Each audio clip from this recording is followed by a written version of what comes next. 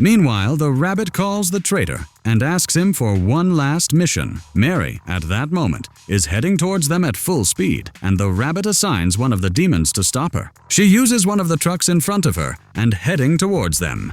She crashes into that demon, jumps out of the car, and collides with him. She then tells him, "You didn't expect it to be me who showed up." He replies, "And what are you going to do? You are alone, while I have a whole army with me." She says, "I'm not here to fight. I'm here to negotiate." She pulls out a remote and tells him, with the press of a button, Dante will turn to ash in seconds, and there will be no trace of him left at all. So you will stop this attack right now and hand over the amulet. The rabbit had no other choice, and indeed, hands her the necklace. Mary takes it and walks away, but he tells her, "Did you forget your part of the agreement, or what?" In any case, if Dante was really with you, you would have burned him as soon as you got the amulet. Have you started to like him, or what? At that moment, Mary actually presses the button, but it was the car's radio remote. "It seems that you were careless in this one, Mr. Rabbit." He orders one of the demons to kill her, but she pulls out her new weapon and blocks him. She fires a bazooka at him and sends him flying far away. The other demons attack her, and she keeps taking them down one after another. She uses her submachine gun, but soon her bullets run out, and one of them manages to hit her with its poisoned claws. She is pulling out her pistols, but suddenly she gets paralyzed and falls to the ground. The rabbit tells her, "Don't worry, the poison won't kill you, but it will paralyze you for a while. They just need to hit Dante once, and then he will be paralyzed, and they will be able to obtain his blood easily." Just before finishing his words, Dante intervenes, killing the demons around her and saving her. The rabbit tells him, "Finally you came. Oh, man of honor, where have you been all this time? But before we start, let me show you what we are really fighting for." He shows him the gate to the demon's world and says, "This is the world your father came from, Dante, which is still under the rule of Mundus, who ordered the murder of your family." Ironically, the one who benefits the most from the wall is Mundus himself, as it allows him to drain the energy of his helpless people and rule through fear and power. Come with me and see for yourself. Dante insists that the rabbit will not injure Mary, and the latter agrees. They pass through the gate. Dante quickly chokes from the deadly filth. The rabbit tells him, "The land is scorched, the air is toxic, and the place is literally destroyed. All for humans to live the life they are living at the expense of the demons' lives." Dante heads toward the gate, wanting to go out, but the rabbit stops him, saying, "These are the consequences of the war caused by your father. The wall he created has allowed only the strong to sit at the top, leaving the weak powerless and submissive." He throws him out of the gate and says, "I invented this device, and through it, I was able to save a large number of them. But after you smelled the air there yourself, you surely know that saving a few thousand out of millions will not be enough. The only solution is to tear down the wall and allow everyone to cross into the world of humans." Dante said, "But if we do that, there will be no chance for humans to survive, and millions will die." The rabbit replied, "You don't understand anything. Millions of demons are already dying right now. True, when the wall comes down, the monsters from the demon world will also enter the human world. But after that, we will achieve the perfect balance between the two worlds. What will happen if 1 or 2 generations sacrifice their lives for the sake of future generations living in peace?" Dante somehow is kind of convinced by his words. Then Mary said, "What are you confused about?" Dante then firmly made his decision and chose to stand with the humans. Mary advised him to be careful. Their blades are poisoned. He then charged forward and began to fight them. Dante parried the attack, but it knocked his sword away. He continued to dodge the demon's strikes and used one of the demons as a shield, but it cut through without hesitation. He made the demon wear boxing gloves and started to punch it. Dante evaded its blows, trying to retrieve his sword. He jumped and managed to get it back, and the battle intensified between them more and more. The devil enters through the gate, and Dante struggles to breathe.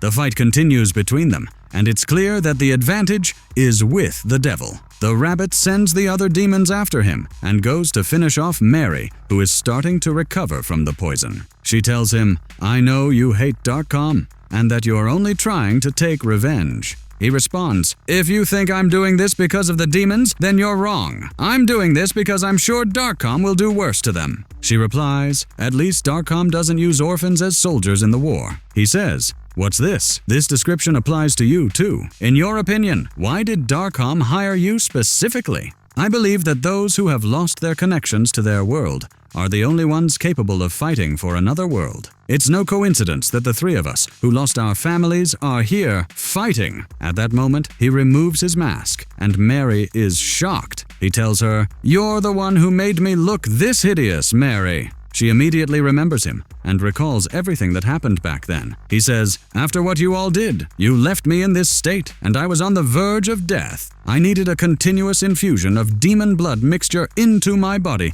just to survive. This was to achieve my revenge on those who took my family from me." He raised his sword, ready to finish her off. Dante was still engaged in battle with the demons. He could no longer contain himself and was heading towards the gate, only to find someone emerging behind him. "Man, are you not going to die? Have mercy on me!" Dante continued to flee and barely made it through the gate, which then blocked him. At that moment, the rabbit became distracted and watched what was happening. Dante then used his demonic power, pushing him further and further into the gate. Half of his body was sticking out when Dante severed the device, and the gate closed on him, cutting him in half. Now, only the rabbit remained. He used the sword's energy to attack him, and Dante sprang into action, dodging his attacks one after another. He struck him with a blow that sent him flying away. He was about to fall with the pendant, but Dante caught him at the last moment. The rabbit said, "I gave you a chance to end this suffering. Stay focused. I'm sure you'll regret what you've done." He then leaves the necklace and falls into the sea. After that, a large number of helicopters arrive,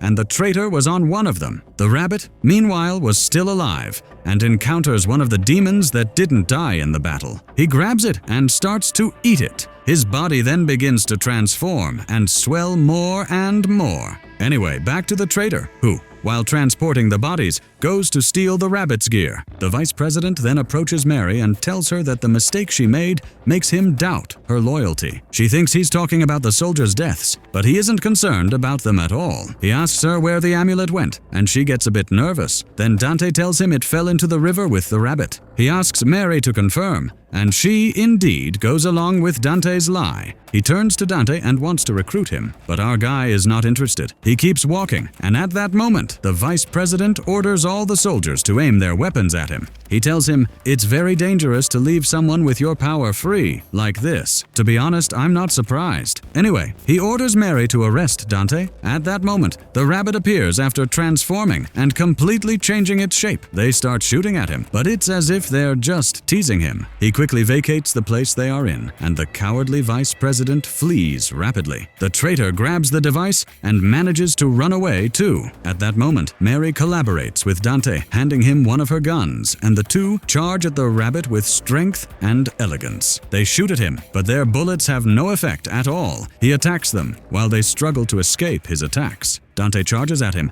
and the two continue their assault, while Mary notices his blood pump that is his weak point. The planes surround the area and fire at him from all directions, but to no avail. Mary and Dante hide, but he quickly finds them and lifts the girl into the air. He attacks Dante. They continue fighting. Dante is about to penetrate him, but he grabs him and throws him away. Just then, Enzo pretends to be a hero to defend Dante, and the rabbit stabs him. He throws him away. Then Dante heads toward Enzo, asking him, "Why did you do that, Enzo?" Enzo replies, "Don't you remember I told you before that I might sacrifice my life for you?" He breathes his last breath in Dante's hands. Rage overtakes Dante, and he uses the power of demons he has and charges at Rabbit. The conflict between them becomes more intense, and the rabbit concentrates all of his strength in his arm and unleashes a punch that sends Dante flying. He goes to finish him off, but Mary intervenes at the last moment, distracting him with gunfire while Dante escapes. After that, she launches a series of missiles at him. The place explodes, and Dante grabs onto the helicopter, and they flee the scene. But the battle isn't over yet, folks. The rabbit monster continues to pursue them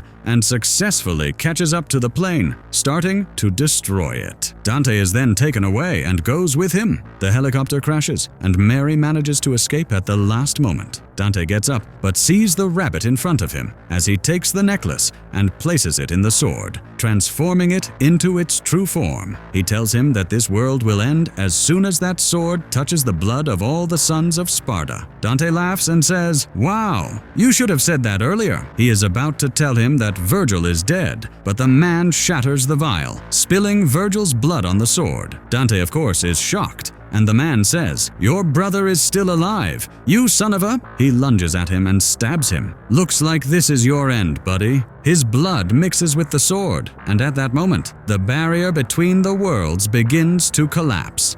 Giant demonic monsters appear from everywhere and start attacking people. He tells him, "This is the end of your actions, Dante. You will die by your father's sword stained with your brother's blood, the one you abandoned while watching your world fall apart." Mary finds she has only one bullet left in her weapon. She aims with precision at his heart, and just as he is about to finish off Dante, she hits him accurately, shattering his heart. Dante then says, "As long as Virgil is alive, I must live and find him, no matter the cost." He pulls the sword from his chest, transforms into his demonic form, and charges at him. He manages to pierce him and pulls the sword through, splitting him in half. After that, he removes the amulet from the sword, and all the monsters disappear, restoring the world to its natural state. Dante has exhausted all his energy, but this time the battle has ended completely. After all what happened, Dante decides to go on a journey to search for his missing brother